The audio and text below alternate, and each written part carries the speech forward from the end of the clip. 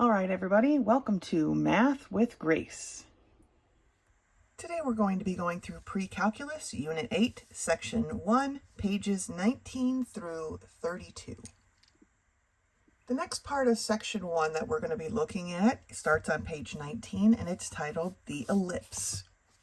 All right, we did circles last week. Now we're going to finish off Section 1 talking about ellipses, or I think it's ellipse. It says the ellipse is a section of the cone formed when a cutting plane which is not perpendicular to the cone's axis intersects both edges of the cone. Okay, so it's like an ellipse is like a squashed circle. One side is longer, one diameter, if you want to call it that for right now until we turn the page at least, is longer than the other, right? It's like a squished circle, like an ellipse. Okay, let's turn the page and take a closer look. Here at the top of page 20, we have a bunch of components of an ellipse that we need to review. The two fixed points of an ellipse are called the focus, or foci, focus for one. For singular, foci is plural. So here is one foci. No, here's one focus. Here's one focus. Together, an ellipse has two foci. Okay? The foci are always on what's called the major axis, which is going to be the longer axis than the short squashed one, minor axis, okay? So it says here the axis that contains the foci is the major axis and has a length of 2a. The minor axis has a length of 2b, okay? We'll get to the a's and b's and all that in a minute right over here when we talk about the equation. The points where the ellipse cuts its major axis are called its vertices. And what that means by cuts is it's where it turns, okay? Even though this turn is very subtle, right? This is the highest point on this axis. So that's where the cut or the vertex is, okay? So vertex, vertex, vertex, vertex. Well, major axis, they're calling the vertex, but these I usually just call the minor axis vertexes or vertices because they're still points where it's at its lowest point and at its highest point in the y-axis, okay? The distance from the center to a focus equals this little c, and that is from the center of the ellipse sometimes, and in this case it's the origin, but it's not always going to be that way. From the center to the focus is c. Okay, so it says here the focus is c comma 0, negative c comma 0. The chord through either focus perpendicular to the major axis is called the latus rectum. Its length is equal to 2b squared over a. So that's this chord right here that cuts through the focus, perpendicular to our major axis. The eccentricity is a number that indicates the degree of circularity. How circular is it? Well, we figure that out by taking c over a. So now let's take a look at these different parts. We've talked about A and B and C. Let's see where they play out, okay? Real quick, I highlighted it here because it's not mentioned very clearly, but this is a formula that we can use to solve for different parts. Remember, this is, how they derived it. This formula I highlighted because it is used further on, but it's not really discussed much. So just keep this formula in mind. Now, the standard form of the equation of an ellipse is x squared over a squared plus y squared over b squared equals 1. This equation is the standard equation of the ellipse with its center at the origin and is considered and is called position 1. Position 1 because the a squared is under the x and the b is under the y. Position 2, on the other hand, is x squared over b squared plus y squared over a squared equals 1. This is considered position 2 because the a squared is now under the y. So the a squared is always the major axis. The b squared always corresponds to the minor axis, okay? And then they have some things listed here, right? Position 1, position 2. Remember, the major axis is always the A, 2 A's. Not 2A squared, 2 A's. Minor axis is always the B, 2B. The latus rectum, which we mentioned over here, and the eccentricity. Now, the C is just used to find other little bits of information. It's not necessarily in the equation. Okay? Let's take a look at these examples. Example 1 here on page 21 says find all of the properties, which are these things that we just talked about, of the ellipse with the equation x squared over 36 plus y squared over 16 equals 1. Remember, the major axis is always the larger. So the A is going to be corresponding to this. This is A squared. So A squared is equal to 36. So A is equal to 6, right? Take the square root of both sides. B squared is equal to 16. So B is 4. To solve for C, it's a version of this formula, but C squared, let's just call it C. C is equal to the square root of A squared minus B squared. Okay, now we'll talk a little bit more about that later, but this is actually, remember, C is the distance from the center to the foci, which they don't actually have plotted here. If you're going to plot a graph, I would suggest putting the foci on there. So this is how you find the foci, and that's what they've done here. C is equal to the square root of 6 squared minus 4 squared, or 2 times the square root of 5. The major axis, length of the major axis is 12, right? Because the length of the major axis is 2A. The length of the minor axis is 8 because that is 2B, right? The latus rectum is 2B squared over A, or 16 over 3,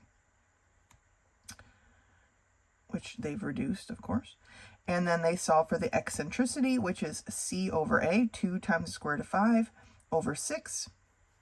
And they've given you a decimal. They say that it indicates the degree of circularity. I'm assuming, they never really mention it, but I'm assuming the closer we get to, well, maybe not, because this is almost a whole 1. Maybe the closer we get to 1, the more squash it is. I don't know. They don't actually mention it. And then they list the domain and the range. These are the properties that they want to see, okay? The domain, the x value, remember, is always going to be how far are we going in the x. Well, in this case, the x was the major axis.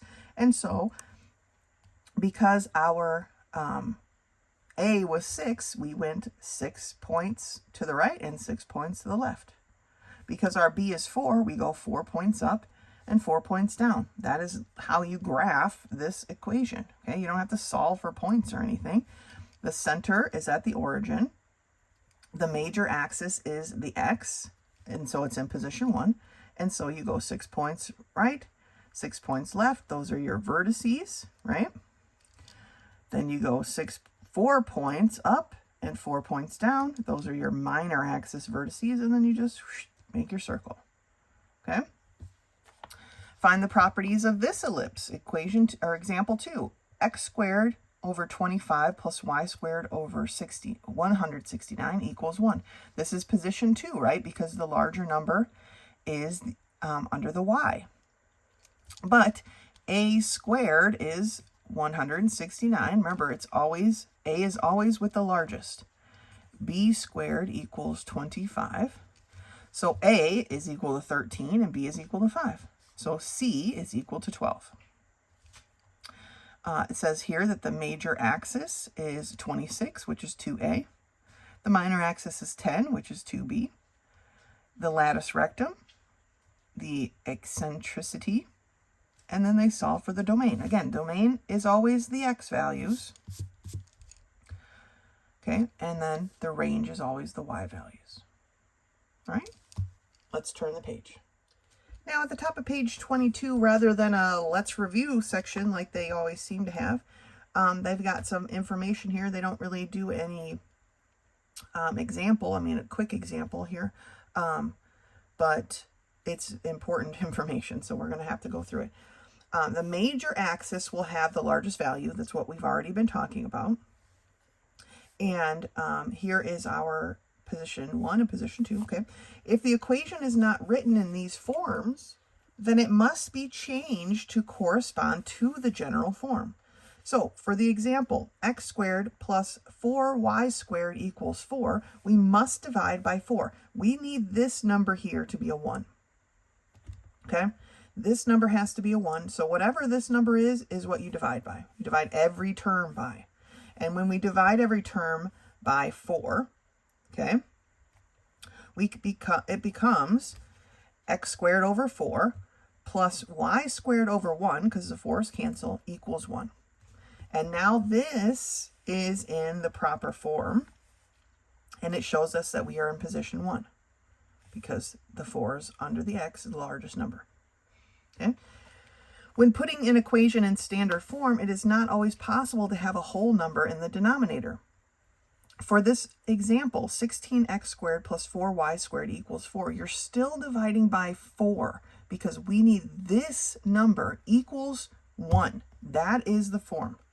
So when we divide by 4, we get 4x squared over 1 plus y squared over 1 equals 1. Okay? That's the reduction. However, it's still not in standard form because of this 4, the coefficient of the x squared. To get rid of that coefficient, they multiplied by just this term by 1 in the form of 1/4 over 1/4. Okay? So they took this term, 4x squared over 1, and they multiplied it by the number 1 in the form of 1/4 over 1/4. Okay? And that gave x squared over 1/4, which is what's written here. Okay? That is how they did that. This has to be a 1, always, for it to be in standard form. Manipulating the rest so that there are no coefficients is done in this way. All right? Okay, let's take a look at some of these problems together. We're already set up here to look at problem number 62. It says, find the major axis for the ellipse with the equation x squared over 25 plus y squared over 16 equals 1. They want to know what is the major axis. And when they say the major axis, they mean the length, right? And remember, that's going to be 2a. In this case, a squared is equal to 25, right? So a is equal to 5. 2a then is going to be equal to 10, which is letter B. Find the lattice rectum for the ellipse with the equation x squared over 25 plus y squared over 16 equals 1. Okay, remember the lattice rectum is 2b squared over a. My a squared is equal to 25, so a is equal to 5. My b squared is equal to 16. I don't need to find b because I need a b squared. So 2 times 16 divided by 5 is what we're looking at here. And that is going to be 32 fifths, okay, which is letter A. All right, let's do, the eccentricity. Find the eccentricity for the ellipse with the equation x squared over 25 plus y squared over 16 equals 1. Okay. Again, a squared is equal to 25, so a is equal to 5. B squared is equal to 16. We don't really need to solve for b, but that's fine. B is equal to 4. The eccentricity needs c, right? So the eccentricity is equal to c over a. And to solve for c is going to be equal to the square root of a squared minus b squared. Okay, so this is what we need to do. We have our squareds here. So c is equal to the square root of 25 minus 16. Right? So c is equal to the square root of 9. So c is equal to 3. Now we can find our eccentricity. The eccentricity is equal to 3 over a, which is 5. So 3 over 5 is letter B. All right, let's take a look at number 66. For number 66, it says find the range for the ellipse with the equation x squared over 4 plus y squared over 2 equals 1. Okay. Our range is going to be the y value. Okay. In this case, b squared is equal to 2. So my b is equal to the square root of 2, right? We have to undo a square. You have to take the square root. My minor axis vertices, right, or the minor axis value, length, right, is going to be 2 of these, right? Technically, I'm going to start here, and I'm going to go up to the square root of 2, and I'm going to go down to the square root of 2. The length of it is this, but that's not really what they're asking for. They're asking for the range. So my range is going to be negative square root of 2 is less than or equal to y, which is less than or equal to the square root of 2. You know how I feel about drawing a quick sketch. It's always going to be beneficial, right? B is the distance from the center to the point, right? The outer, they don't call it the vertices on the minor axis. I call it the minor axis vertice. It's the point where you go the furthest from the center in the minor axis way, right? And in that case, it's the square root of 2. So our answer is letter C. Let's do one more together. There's some more problems on the next page, but I think you guys can take a look at those on your own. But let's do one more together here. Find the major axis for the ellipse with the equation x squared over 169 plus y squared over 144 equals 1. Well, remember, the major axis is going to be the largest one. My a squared is equal to 169, so a is equal to 13. That when they say find the major axis, they're talking about the length, and that's going to be 2a or 26, which is letter C. All right, go ahead and finish the rest of these on your own and meet me back here for the next part about ellipse. The next part of our work with ellipse starts on page 25, and it is still called the standard form, but not all ellipses are centered at the origin. Shocking, I know. If the center of the ellipse is at h, k, just like with the circle, right, the standard equation takes the following forms. Position 1, where our major axis is the x-axis, so it's going to be the quantity x minus h squared over a squared, plus the quantity y minus k squared over b squared equals 1. Position 2, the a's and b's are switched. Okay, I'm not going to read the whole thing again. It's exactly the same otherwise. Remember, the h always goes with the x, the k always goes with the y. The negative sign is part of the equation, remember, so we have to be careful. If this is a plus, that means the h value is negative, right? Because it changes the equation. It says here, remember, the values a, b, and c are measures from the center of the ellipse, not from the origin, unless the center is the origin. So it's going to affect our a, b, and c here because we are talking about distance from the center of the ellipse. Here's our example. Write the equation x squared plus 4y squared plus 6x minus 8y plus 9 equals 0 in standard form. Okay, we've done these last week with the circle. It's extremely similar. We are going to group our terms, and they kind of just jumped right in.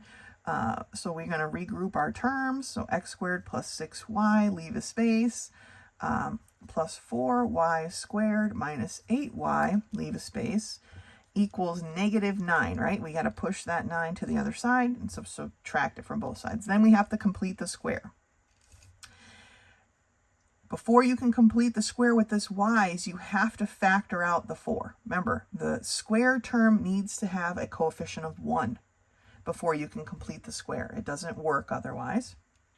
So that's what they've done here. Completing the square, remember to make sure you're adding your extra values to the other side of the equation.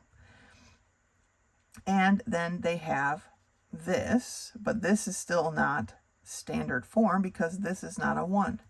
So then they divided everything by 4 and got their equation.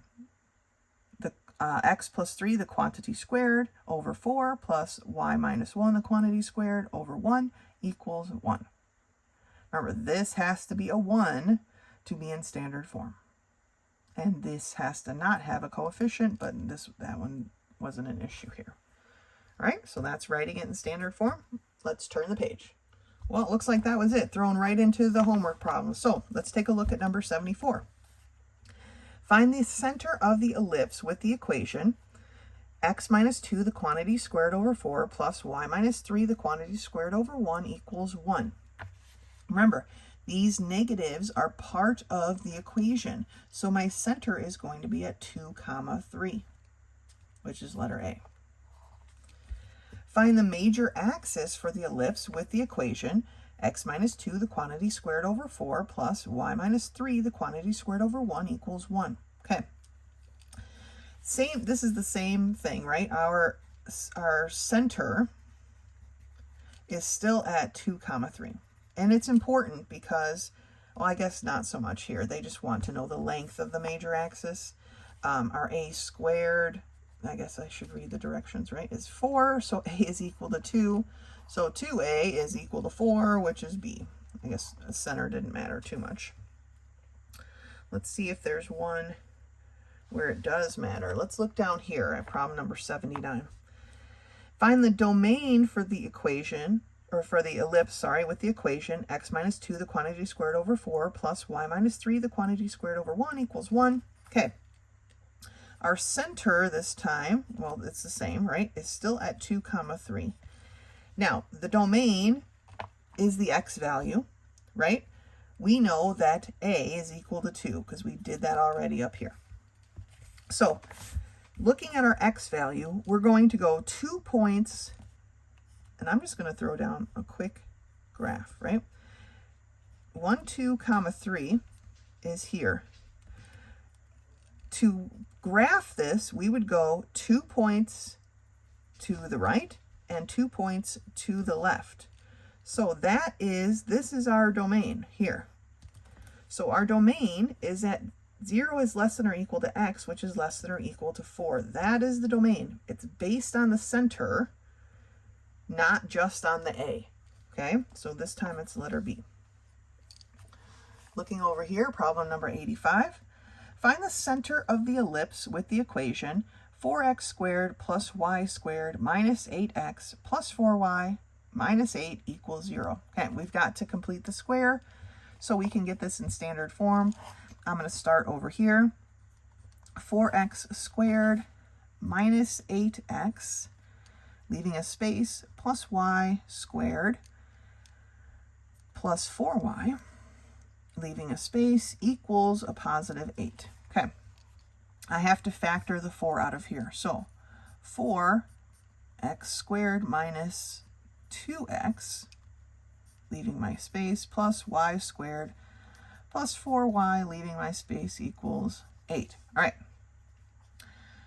Negative 2 times 1/2. We're working through completing the square here together. Okay. Negative 2 times 1/2 is going to equal a negative 1. Put it in a box and square it. It's still going to equal a positive 1. So this is, inside here, I get a plus 1. The problem is, though, because it's being multiplied by 4, I'm not actually just adding a 1, right? If I were to distribute this 4, multiply it through, this would actually become a 4 and not just a 1. And so that we have to be very careful with, because when we add over here, we can't just add a 1. We have to add 4, because that's how much we actually changed the equation on this side, because of this 4 here. 4 times 1 is 4. Okay. Here we have 4 times 1/2, which gives us 2. Put it in a box and square it, equals 4. So plus 4 plus 4. All right, so now let's rewrite this, and I'm going to do it on this over here, as our perfect square trinomials, right? So 4 times x minus 1, the quantity squared, plus y plus 2, the quantity squared, is going to be equal to 16. All right, so here we are so far, but we're still not done because this is not a 1. So we are going to divide every term by 16 and reduce where we can. So this is going to become, oh, and I'm running out of room, x minus 1, the quantity squared, over 4, right, because that's how we reduce this, plus y plus 2, the quantity squared, over 16, equals 1. Now that we have it in standard form, we can find the center, which is what we've been looking for this whole time. And the center is going to be at 1 comma negative 2. Remember, a negative is part of the equation. So for this to become a positive, this 2 must be a negative, right? So 1 comma negative 2, letter C. All right, go ahead and work through the rest of these. It's not that much different from what we were just working on in the bit before this. Go ahead and finish these problems then and meet me back here for the next part. The next part of the section on ellipse is on page 28, and it's called the general form. So just like the circle, we have standard form and general form. They remind us what the standard form looks like, and then we dive into the general form. Now, when we are talking about the general form here in this book, it looks like we're pretty much talking about just position 1. That's all it is, position 1. So they go through the whole thing of multiplying it out, right? And they get this gigantic thing right here. And then they compare it to the general equation for conic sections in general. And again, we're not going to use this part. So it differs a little bit from the circle because our x squared and y squared now have a coefficient in front of them, okay? And here are the different things that they mean. We don't need this b part, okay, because we don't use this piece when we're talking about ellipse. And so I'm going to write up here, because they don't actually give you just the ellipse version. So I'm going to write it up here, and it's going to be ax squared plus cy squared plus dx plus ey plus f equals 0. Okay? Now, the a, the c, the d, the e, the f, right? Here is what they mean. The a is equal to our b squared. The c is equal to our a squared. D is 2b squared h. E is equal to negative 2a squared k.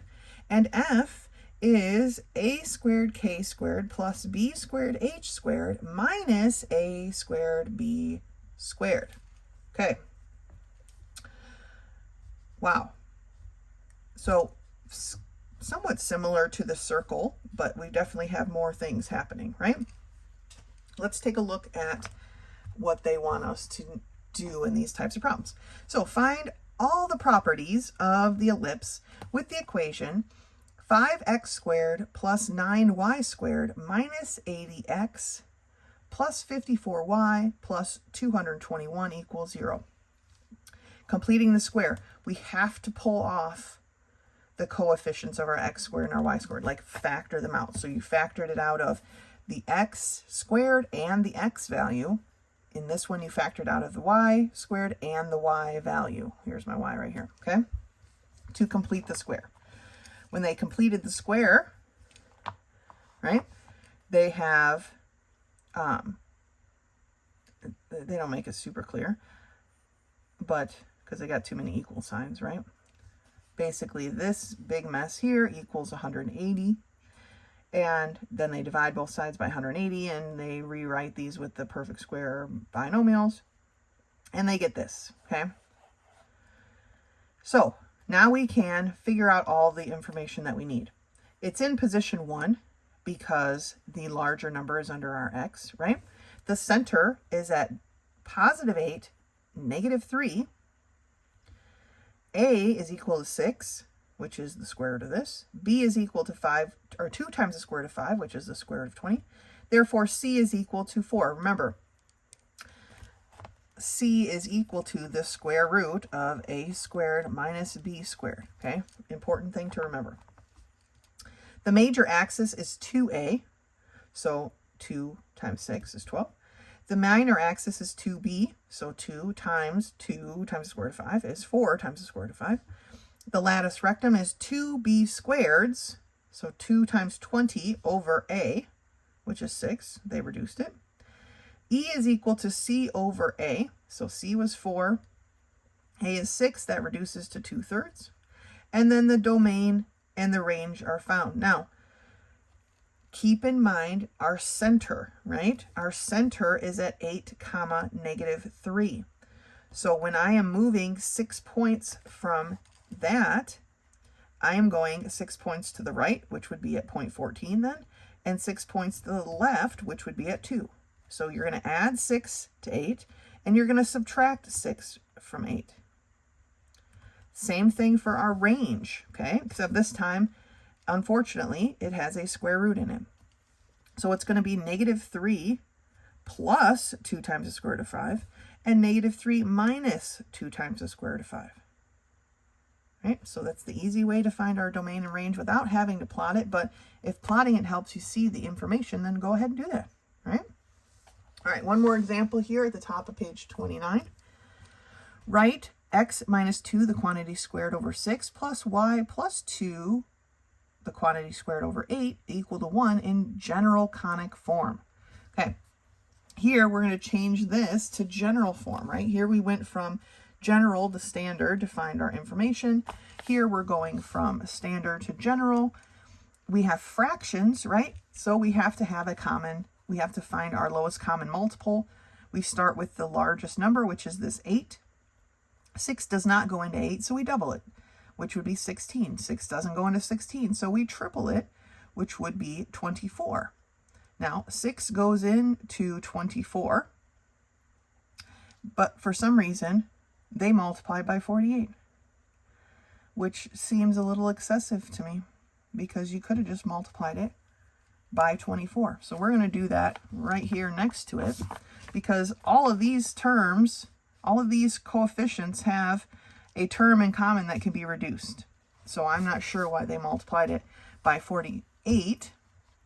So if we have x minus 2, the quantity squared over 6, plus y plus 2, the quantity squared over 8 equals 1. And we're going to multiply every term by 24 because that's actually the lowest common multiple.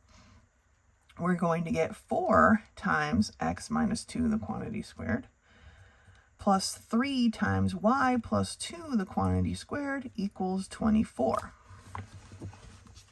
Okay, this, to multiply it out, is a square double square. Remember, that's the trick. So x squared, and then x times -2 is -2x, double it, so -4x. And then -2 squared is a +4. Plus 3 times, I'm going to run out of space. Same thing, square double square, so y squared plus 4y plus 4 equals 24. We'll pretend like it's there. And then we need to distribute, right? So 4x squared minus 16x plus 16 plus 3y squared plus 12y plus 12 equals 24. Okay, the 12 and the 16 we need to subtract from both sides. So we're going to be left with 4x squared, and I'm going to rewrite it in this way, plus 3y squared minus 16x plus 12y. Oh, actually, the 24 needs to come over here, right? That's how it's done, right? So the 24 needs to come over here. So it's going to be plus 4 equals 0, because that would be subtracting 24. So negative 24 plus 12 is negative 12. 16 minus 12 is 4. So as you can see, this is not actually, I mean, the book messes up sometimes, right? We all mess up sometimes.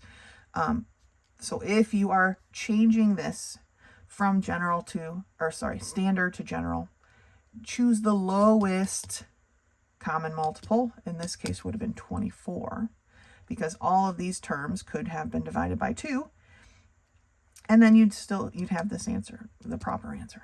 Okay, let's not make things harder than they need to be. All right. Okay, number 89. Write the equation x minus 5, the quantity squared, over 16 plus y squared over 1 equals 1 in general conic form. So basically what we just did up here, right? The common denominator, or the lowest common multiple in this case, is 16, because 1 goes into 16 evenly. So we're going to multiply everything by 16. And that's going to leave me with x minus 5, the quantity squared, because the 16s cancel, plus 16y squared equals 16. I need to multiply this out, and it's square, so we square the first term. We multiply these two together to get negative 5x, and then double it, so negative 10x, and then we square the last term, which will give us a 25 plus 16y squared minus 16. I'm just going to go ahead and move it over, and now we're going to rewrite it. So x squared plus 16y squared minus 10x, and then I have 25 minus 16, which is going to be a positive 9 equals 0. So this is the only one I see with a 9. So x squared plus 16y minus 10x, they just didn't write it in the right order. And so we have letter C. For number 90, write the standard equation for the ellipse with the conic form: 4x squared plus y squared minus 16x plus 2y plus 13 equals 0. First things first, we're going to rewrite it. So 4x squared minus 16x. Okay, I'm going to leave my space, plus y squared plus 2y.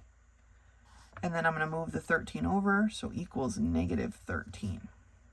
All right, now I need to factor this 4 out. So 4 times the quantity x squared minus, not 16x, minus 4x, leaving my space, plus y squared plus 2y, leaving a space, equals negative 13. All right, negative 4 times 1/2 is going to be equal to negative 2. Put it in a box and square it, is equal to 4. So plus 4. But remember, I'm not actually adding 4. I'm adding 16. So plus 16. Over here, I have 2 times 1/2, which equals 1. Put it in a box and square it, is 1. So adding 1. And there was no multiplier here, so it is just a 1.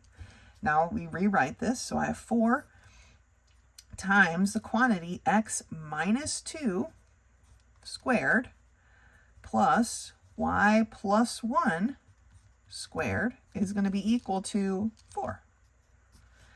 Divide everything by 4 because I need this to be a 1.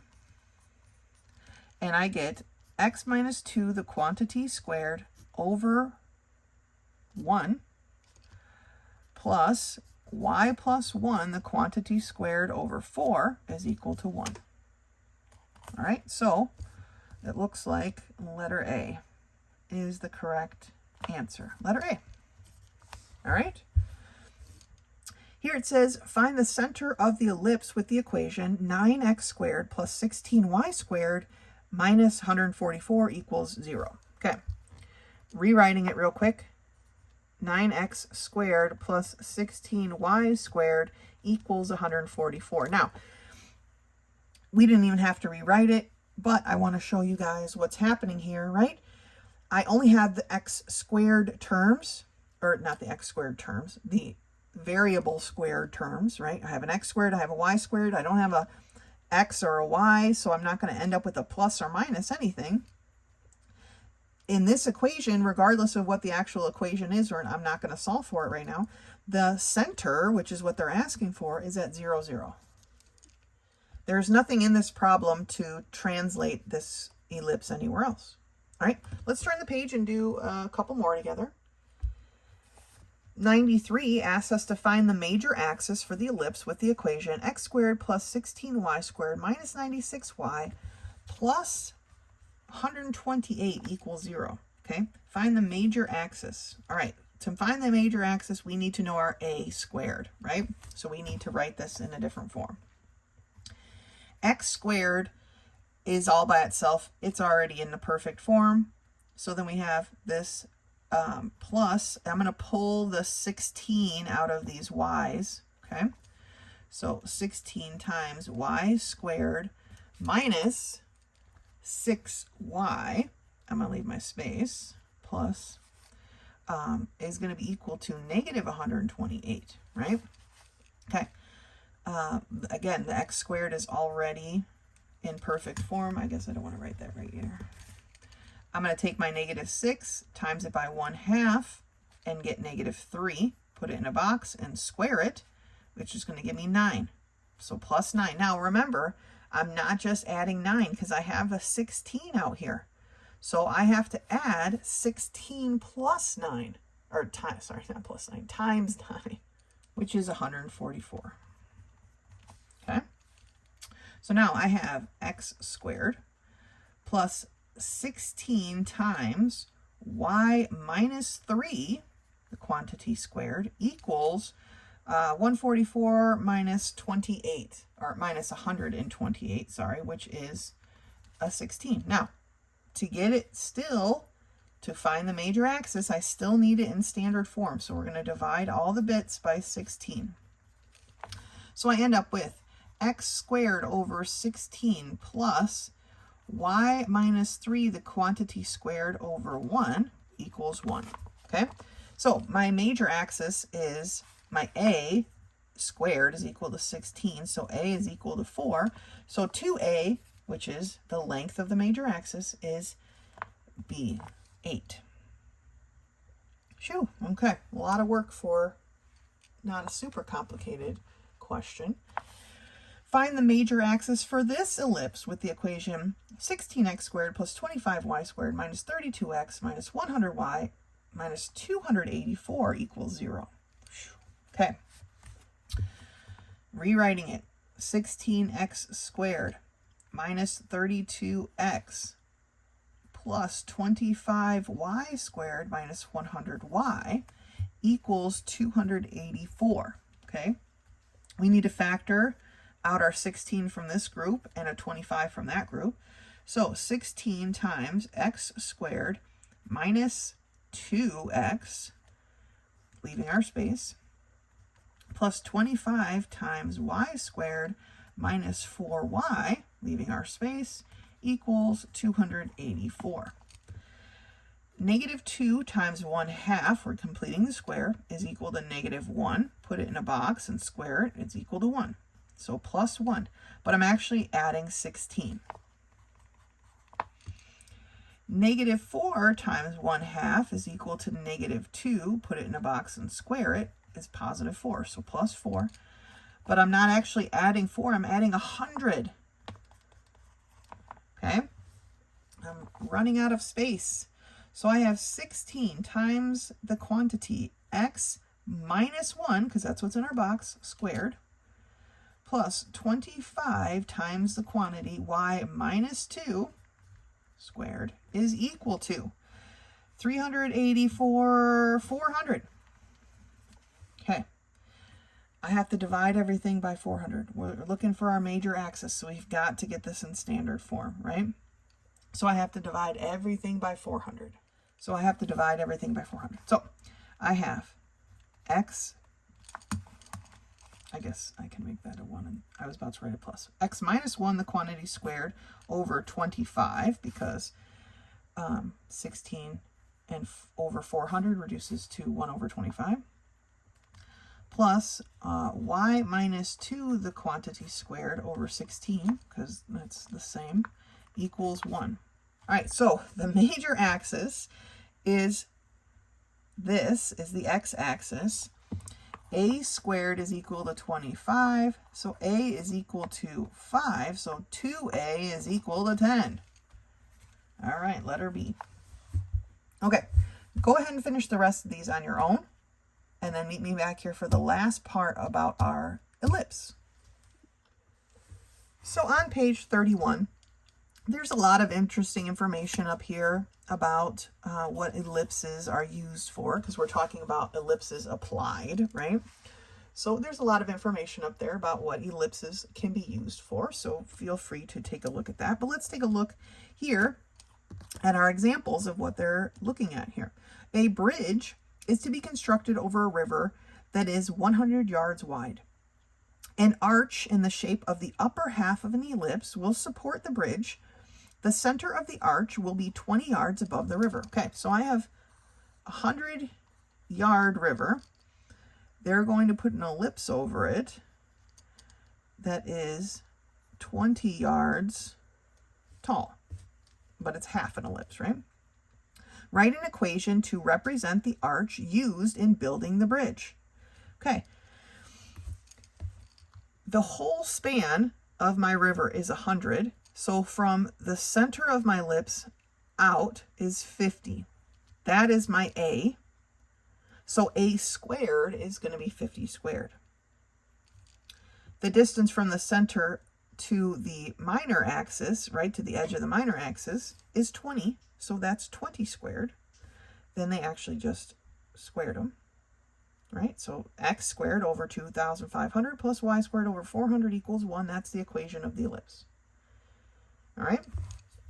For example 2 here, it says find the standard equation of the ellipse with the center at -1, -1. A vertex, so when they're talking about a vertex, they're talking about the major axis at 5, -1, and an eccentricity, which is C over A, of 2/3. Okay, now it could have been reduced, so let's not jump to any conclusions just yet. They want you to write the standard equation. So first, what did they give us? They gave us the center and they gave us a major axis vertex. The only thing, look, the y value is the same. So we look at our x value. So x, this is a position 1. What is the change from -1 to +5? Because that is our A. And the change from -1, the amount of steps it takes to get from -1x to +5x is 6 steps. Okay, so the A is equal to 6. Therefore, A squared is equal to 36. Okay, now the eccentricity they gave us, and we know that A is 6, but they told us the eccentricity is 2/3. So you have C is to 6 as 2 is to 3. You could cross multiply or just see that the 6 was divided by 2. So if we take 2 times 2, then you'll get 4, which is our C. If you decide to cross multiply, because maybe what I just said doesn't make sense to you, you would literally cross multiply and have 3 times C is equal to 6 times 2, which is 12, and then divide both sides by 3, so C is equal to 4. Okay? That's how to solve that problem. C is equal to 4. Okay, now we have our A, we have our focus point. I'm not sure what good that, I guess we need the focus point so that we can solve for B. I guess that is the point here. And so remember, it says the foci will give you the value of C so that C equals the square root of A squared minus B squared, right? Or C squared equals A squared minus B squared. They rewrote the question. And remember at the very beginning of this ellipse, I said this equation will be useful, and I highlighted it, said they don't really talk about it. Right here is where it's useful, okay? So, but basically they just turned this around. They solve for B squared, and so B squared is going to equal A squared minus C squared, okay? So B squared is going to be 36 minus 16, or 20. Therefore, B is 2 times the square root of 5. Now, we can finish off our equation, right? Because we knew our center, so we knew both of these were going to be pluses. We solved for A already, so we knew that A squared is 36.